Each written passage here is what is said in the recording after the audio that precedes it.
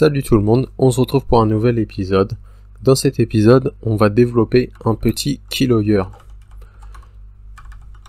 Alors, je commence par créer mon fichier que je vais appeler keylogger.py. Je mets mon shebang, comme toujours, /usr/bin/python3. Je commence par print, voilà, un welcome to my keylogger. C'est important que l'utilisateur sache ce qu'il est en train d'exécuter. Je rends ce keylogger exécutable avec un plus X et je l'exécute. Ok, tout fonctionne jusqu'ici. En même temps, j'ai que tapé le shebang, ça devrait aller. Ok, alors on va se servir d'un module. Je ne vais pas importer le module en entier, je vais importer qu'une partie du module.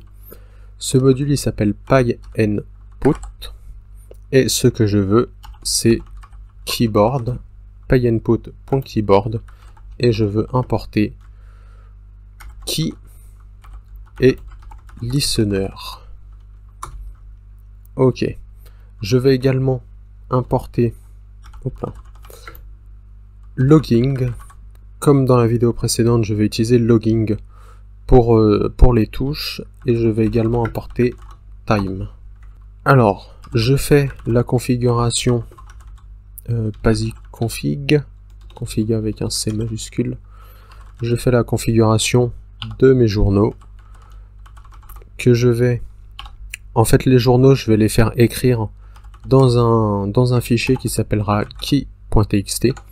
Donc tout ce que le keylogger va ramasser, ça sera écrit dans ce fichier key.txt. Level, on va dire logging.debug.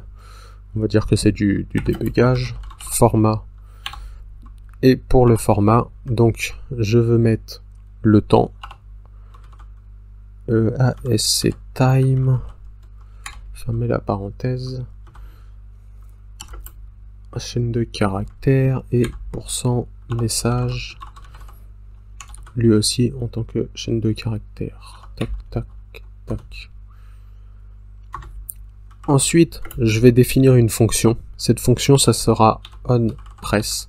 En fait qu'est-ce que ça fera, c'est que ça sera une fonction qui s'exécutera à chaque fois que quelqu'un appuiera sur une touche du clavier, et en argument on lui donnera donc key, la clé, la touche du clavier en fait, et donc ça sera un logging.debug avec tout simplement la touche décrite dedans.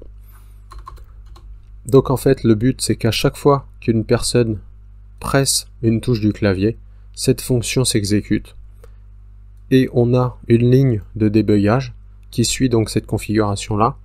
Donc, dans cette configuration-là, ça s'écrit dans le fichier .txt, donc key.txt, au format, là, le temps, donc ça sera heure, minute, seconde, suivi du message. Là le message, en l'occurrence, c'est juste la touche sur laquelle on appuie.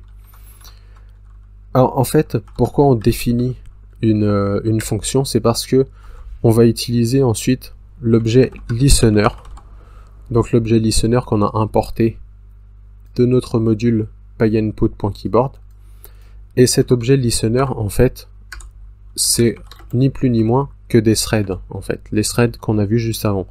Et comme vous vous souvenez, les threads en argument on leur donne la fonction qu'ils vont exécuter. En l'occurrence on va utiliser with pour que le thread reste infini en fait, et with listener, ouais ça je suis bon, et donc je vais dire onPress égale onPress. J'aurais peut-être dû choisir un autre nom. Mais en gros, parce que le listener a déjà certaines options par défaut, donc le listener il va écouter en fait le clavier et il va détecter quand est-ce qu'on appuie sur une touche, onPress. Il va avoir aussi un onRelease, qui ça va être quand on lâche la touche, mais on va pas s'en servir. Et donc moi je lui dis en fait, le listener se met à écouter le clavier, et à chaque fois que quelqu'un presse une touche, alors tu exécutes la fonction onPress que j'ai définie juste ici. Donc j'aurais peut-être dû mettre un autre nom pour ma fonction, histoire de pas trop se mélanger, mais en fait ça posera pas de problème. Et mon listener, je vais lui donner le nom de L. Et je vais dire L.join. Et voilà. Tout simplement. L.join, c'est pour m'assurer que le programme continue de s'exécuter. Ensuite, maintenant, si j'exécute ce programme, il me dit que j'ai pas de module name PyInput. Donc en fait, il faut l'installer. Je ne me souvenais plus qu'il n'était pas installé. Je pensais qu'il était installé par défaut, mais non. Donc on l'installe. Et ensuite, si on relance, voilà, on a bien notre message Welcome to my keylogger. Et là, on voit le processus est toujours en cours, en fait. Et si je vais sur un autre terminal et que je commence à écrire azerty, je sais pas, password égale azerty 1, 2, 3, 4, 5. Voilà. Même si je fais entrée, espace, je peux même faire CTRL-C par exemple. Lui, il est toujours en cours. On va l'arrêter avec un CTRL-C. On l'arrête avec un CTRL-C. Il nous dit qu'il est arrêté. Et là, si on regarde dans notre dossier, on a un fichier key.txt qui vient d'apparaître, qui est apparu. Et si on l'ouvre, key.txt, on a ici toutes les touches sur lesquelles j'ai tapé. Donc azerty, ensuite j'ai tout effacé. Là j'ai tapé pass D, ensuite j'ai effacé, puis j'ai tapé WD, donc pass WD égale azerty. Et ainsi de suite. Là on a notre azerty 1, 2, 3, 4, 5. Là j'ai appuyé sur la touche majuscule. Le retour arrière, entrée, touche espace, retour arrière, le contrôle. Là j'ai mon CTRL-C. Et ici, j'ai la date et l'heure à laquelle la touche a été pressée en fait. Voilà, c'est pas plus compliqué que ça de faire un keylogger.